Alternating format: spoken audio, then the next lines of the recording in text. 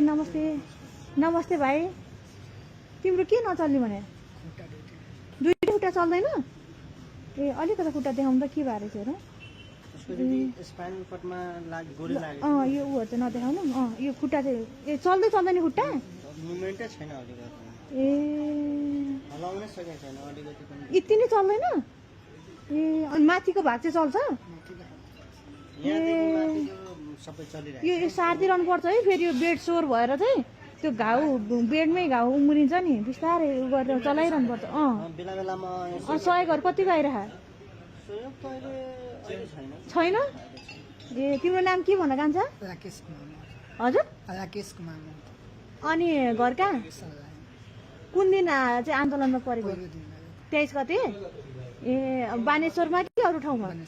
बानेश्वरमै ए अनि दिसा पिसाब गर्न कसरी जान्छौ त पिसाबको यो हो ए थैली नै हेरा रहेछ त अनि ए क्याथेटर हजुर ए दिसा अहिले नदेखाउनु भयो दिसा चाहिँ डाइपरमै गर्ने ए ल अनि दिदीलाई किन कल नगरे त भाइले